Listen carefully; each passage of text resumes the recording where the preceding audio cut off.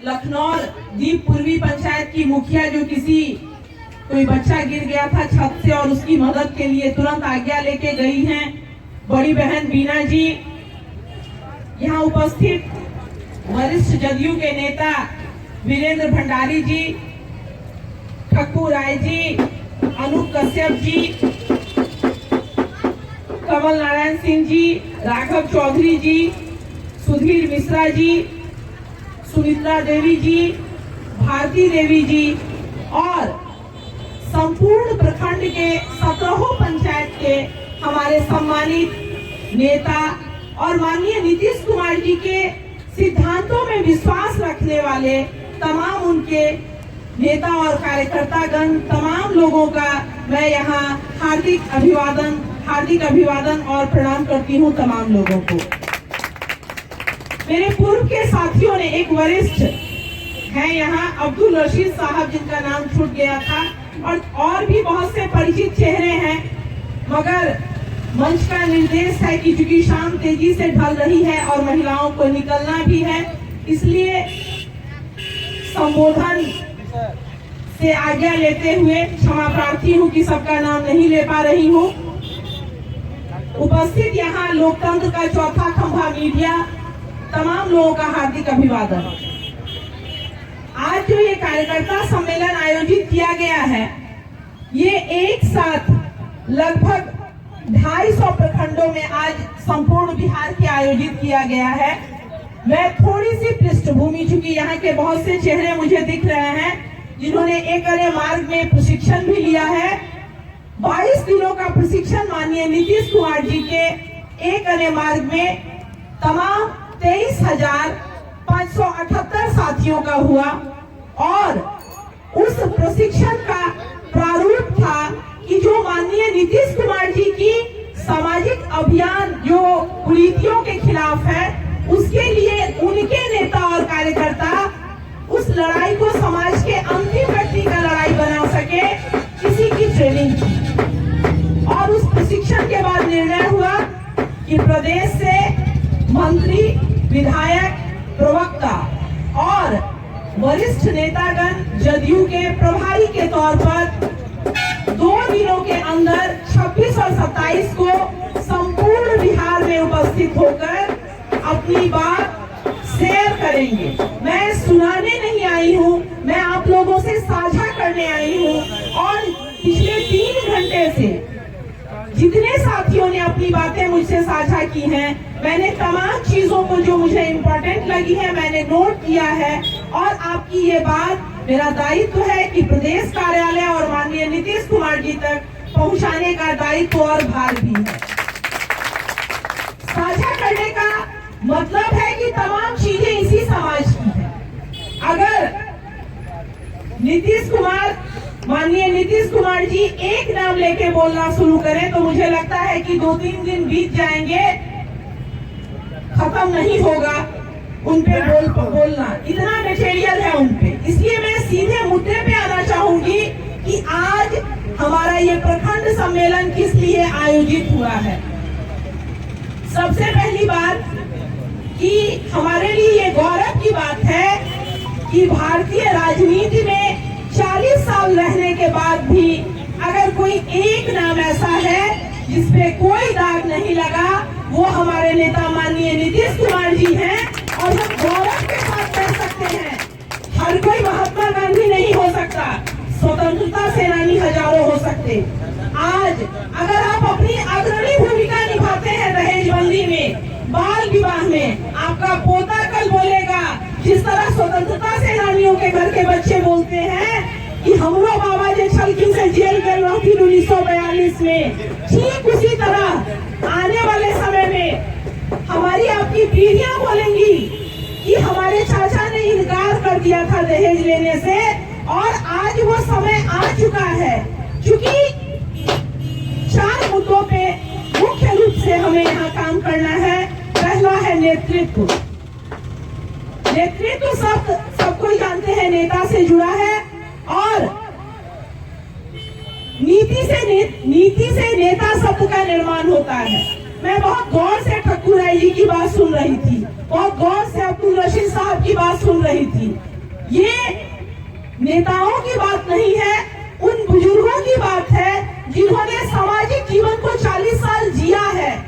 हम मानते हैं सामान्य तौर पर कि प्रारंभिका मैट्रिक के बाद हम समझना बूझना शुरू करते हैं।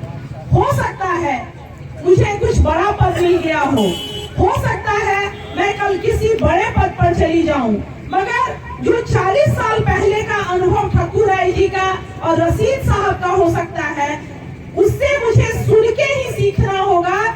इसलिए अच्छे नेता में ये गुण होना चाहिए, जो खासकर नीतीश कुमार के आप कार्यकर्ता और नेता हैं, कि पूरी बात सुनने की आदत विकसित करें हम लोग। क्योंकि हर वकील, जब हम कोई केस लेके जाते हैं, मैं पटना हाई कोर्ट में वकील भी हूँ, तो उसी वकील के केस से हमें कैसे जिताना है निकालना होता है। कुल भारतीय संविधान में 32,000 कानून है, एक ही कानून से फांसी चढ़ता है, उसी कानून की सही व्याख्या करने से फांसी से बचता है। इसलिए बहुत जरूरी है कि चीजों को हम गौर से सुने और गौर से सुनने की आदत डालें। दूसरी बात, ये नेतृत्व से जुड़ी बात थी और नेता से। ये आपके लिए गौरव की बात है कि आप ऐसे नेता का हाथ मजबूत कर रहे हैं जिसपे कोई दाग नहीं है, उसका दामन पाक और साफ है। ये आप गौरव के साथ कह सकते हैं। अब हम बाल विवाह, जो अभियान है हमारे माननीय नेता नीतीश कुमार जी का, पहली बार 1929 में अंग्रेजों ने ये बनाया था कि बाल विवाह नहीं होना चाहिए। 2006 का बाल विवाह प्रतिरोध अधिनियम है। बहुत सिंपल इसकी परिभाषा है, 18 साल से कम उम्र की बच्ची और 21 साल से कम उम्र का अगर युवक है और उनके बीच अगर विवाह संबंध स्थापित होते हैं तो वो बाल विवाह कहलाता है। बहुत सामान्य है। और आज भी 39.8% शादियां बाल विवाह होती हैं हमारे बिहार में। ये सच्चाई है। ऐसी स्थिति में आपका बच्चा मैच्योर नहीं होता है, आपकी बेटी मैच्योर नहीं होती है, और कल तक जो बच्ची माँ का आंचल पकड़ के झुमका और आइसक्रीम के लिए मेला में रोती थी, शादी होते ही उसके ससुराल से शिकायत आती है, आपने क्या संस्कार दिया है, ये तो सामने 7:30 बजे सो जाती है। कसूर न उस ससुराल वाले का है, कसूर न उस बच्ची का है, कसूर उस भय का है कि कल क्या होगा। इसलिए जल्दी से बेटी की शादी करके निपट जाओ, और वहीं से एक बच्ची का एक कली का मुरझाना शुरू होता है, और बिना समग्र रूप से विकसित हुए एक बच्ची दुल्हन बनती है, और परिणाम होता है कि न वो अच्छी माँ बन पाती है, न बहू बन पाती है, और न वो अपने संबंधों को निभा पाती है। उसका कोई कसूर नहीं है, वो बच्ची है। मगर विवाह होते ही जो एक 24 साल की बहू से आप अपेक्षा करते हैं, वही 17 साल की बच्ची से अपेक्षा करते हैं कि आप 17 साल की बेटी के पेट में अगर दर्द होता है तो दर्द, और 17 साल की बहू के पेट में अगर दर्द हुआ तो वो नखड़ा। ये सच्चाई है कि नहीं है? सच्चाई है कि नहीं है? तो ऐसी स्थिति में हमें ये मौका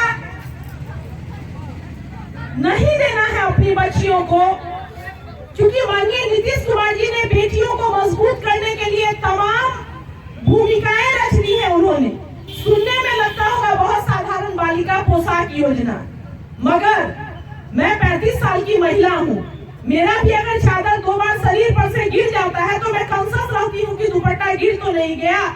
और 11-12 साल की उम्र में अगर कोई बच्ची स्कूल जाती थी आज से 10 साल पहले, तो उसके पास पूरे कपड़े नहीं होते थे, और यही वजह थी कि 2005 में मात्र 1,27,000 बच्चियां 9वीं क्लास में जाती थी बिहार में, और आज माननीय नीतीश कुमार जी के प्रयासों से वो संख्या 9,77,000 पे जा चुका है।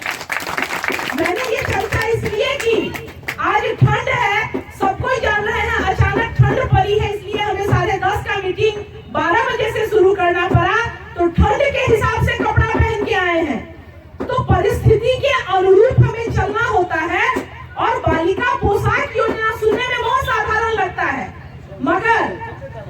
बेटी हमारी है, वो स्कूल में पूरा कपड़ा पहन के जाए और समान रूप से वो ब्राह्मण की बेटी है कि अनुसूचित जाति की, वो रविदास समाज की बेटी है कि नोनिया समाज की, ये कोई नहीं अंतर कर सकता उन बच्चियों को देख के। यहाँ से समता मूलक समाज की स्थापना होती है कि उसके दिमाग से ये चीजें निकल गई, वो सिर्फ पढ़ने के लिए स्कूल जा रही है। हाँ, गुणवत्तापूर्ण शिक्षा आज भी चुनौती है हमारे लिए भी और संपूर्ण भारत में, उस पे हम मेहनत कर रहे हैं और आगे भी करेंगे। बाल विवाह के बिंदु पे मैं कहना चाहूंगी कि बाल विवाह प्रतिरोध पदाधिकारी आपके स्थानीय अनुमंडल पदाधिकारी होते हैं। एक सवाल हमारे बीच आता है कि अचानक जानकारी मिली तो समाज में बाध्यताएं होती है, कैसे जाएं, रोकेंगे किसी बेटी की शादी, क्या होगा?